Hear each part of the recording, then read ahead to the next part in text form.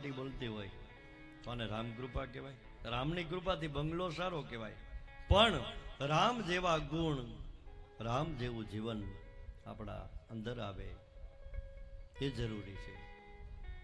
ભગવાને આપણને આ માનવ દેહ આપ્યો છે.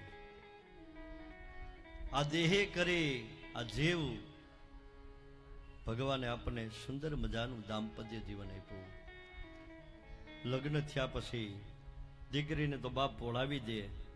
સવારની આપણે કથા સાંભળીને કે પરણીને દીકરી સાસરે આવી જાય, પણ સાસરે આવ્યા પછી એકાદ 2 મહિના થાય ને એટલે એ દીકરીને ખબર પડી જાય કે મારા સાસુને કઈ રીતની રસોઈ ભાવે, મારા સસરાને કેવું ભાવે, મારા પતિને કેવું ભાવે. આ એકાદ 2 મહિના કે વર્ષ દિવસમાં બધું બરાબર ગોઠવાઈ જાય.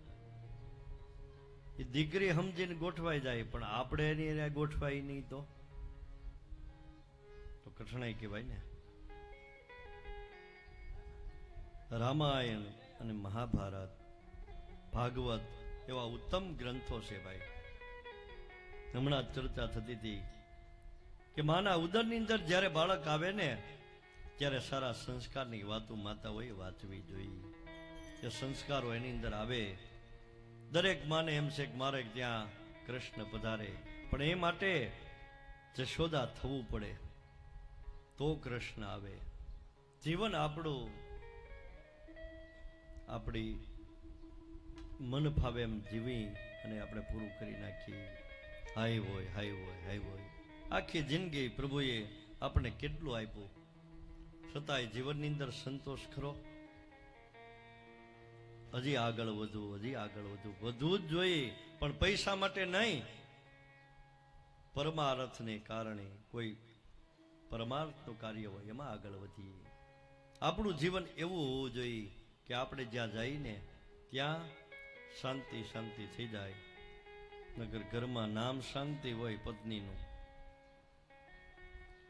નામ શાંતિ, પણ ઘેરે જાવ તો બાપુ પત્નીનું નામ શાંતિ હોય પણ ઘેરે જાવ તો અશાંતિ ઊભી કરે. એ શાંતિ શું કામની? ઘેરે જાય આનંદ સાથે કહું કે માણસ થાક્યો પાક્યો ઘેરે આવે ત્યારે એને શાંતિ થાય કે ભાઈ મારું ઘર આવ્યું. પણ એ જ ઘરમાં એ પુરુષ હોય કે સ્ત્રી હોય એને શાંતિ ન મળે ને કારણ વગરનો કંકાસ થયા જ કરે, થયા જ કરે, થયા જ કરે. તો ભગવાને આપણને અવતાર તો આપ્યો માનવ. માનવ અવતાર મળ્યા પછી જીવન આપણું દાનવ જેવું થઈ ગયું. તો એ જીવન મળ્યા પછી આપણા જીવનની અંદર ક્યારેય આપણને સુખ મળતું જ નથી. ભગવાને અવસર તો આપ્યો છે ને, ભગવાને આવો સુંદર અવસર આપ્યો. ભગવાનની કેટલી કૃપા કે આપણને માનવ અવતાર આપ્યો છે. હું તો વારંવાર કહું છું કે ભગવાને આપણી ઉપર કૃપા કરીને આપણને કંઈક સમજણ આપી. બુદ્ધિ અને બળ ભગવાને માનવને જ આપ્યા છે. એ માનવ બુદ્ધિ બળ દ્વારા ક્યારેક તર્ક વિતર્ક કરે.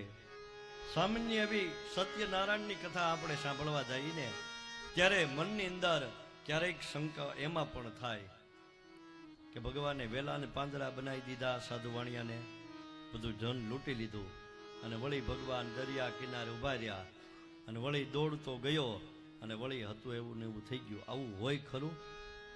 આવું કરે? અરે મારો નાથ ધારે એ કરી શકે. દાડમ ફોલીને દાણા ભેગા કરીને ગોઠવી તો જોવો તમે. છે તાકાત આપણી? ગોઠવી દો કોઈ. એ ભગવાન ધારે એ કરી. આપણે જાદુગર જોવા જતા પેલા, અત્યારે બહુ ઓછું થઈ ગયું. જાદુગર આપણને કાગળમાંથી રૂપિયા દેખાડે અને બ્રહ્મમાં આપણે રૂપિયા પણ દેખાય. તો આજનો જાદુગર કાગળમાંથી રૂપિયા દેખાડે તો જગતનો જાદુગર શું ન કરી શકે? એ ધારે એ કરી શકે. ભગવાન સૃષ્ટિનું સર્જન કરે, પાલન કરે અને ભગવાન સહાર કરે. નાનામાં નાના જીવનું ભગવાન ભરણ પોષણ કરે છે. એક વખત ભગવાન સૂર્યનારાયણ રોજ વિહાર કરવા માટે નીકળે અને એમના પત્ની રન્નાદે રાંદલમાં પ્રશ્ન કરે, પ્રભુ તમે રોજ સાંજે આવો અને એમ કહો કે હું આખા જગતનું ભરણ પોષણ કરું? તો કે હા દેવી, નાનામાં નાનો જીવ જમે નહીં ને ત્યાં સુધી મારાથી અનાજનો દાણો પણ મુખમાં ન મુકાય. કોણ કે છે? સૂર્યનારાયણના પત્ની નંદાજી કે હા, હું તમામ જીવનું ભરણ પોષણ કરું. સૂર્ય એટલે ભગવાન વિષ્ણુનું જ અવતાર, વિષ્ણુનું જ સ્વરૂપ. અને વિહાર કરવા માટે નીકળ્યા અને માની મનમાં એમ જાગ્યું કે પ્રભુ રોજ બધાને જમાડીને આવતા છે, મારે પરીક્ષા કરવી છે.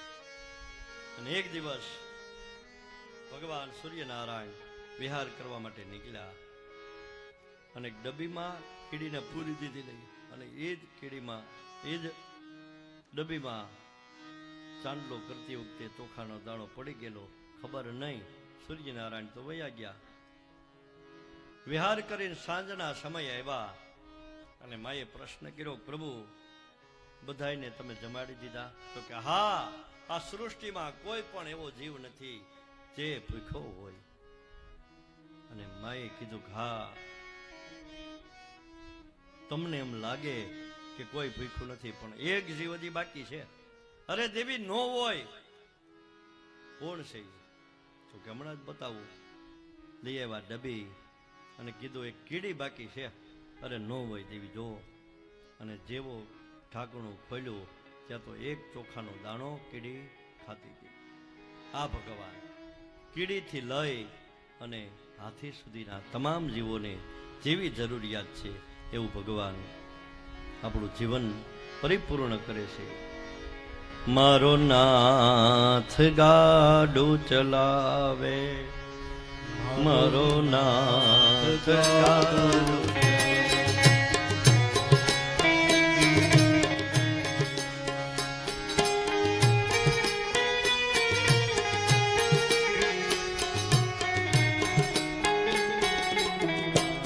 ગાડું ચલાવે, મારો નાથ ગાડું ચલાવે. જેને બેસજી ગાડું ચલાવે, શ્રીનાથજી ગાડું ચલાવે. જેને બેસવો હોય તે બેસો, જેને ચેતવો હોય તે ચેતો. મારો નાથ ગાડું ચલાવે, લાવે નાથ ગાડું ચલાવે. મારો રામ ગાડું ચલાવે, મારો રામ ગાડું ચલાવે.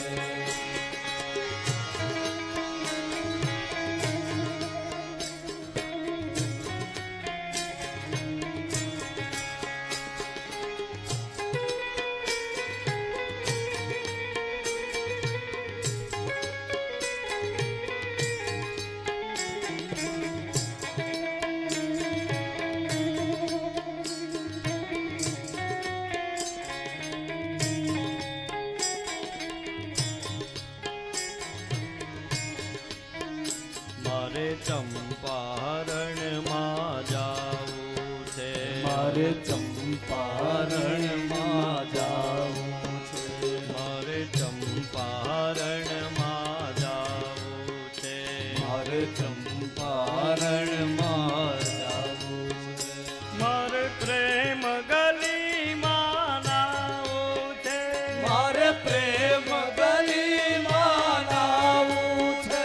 મારે પ્રેમ ગલીમાં નાવું છે, મારે પ્રેમ ગલીમાં નાવું છે.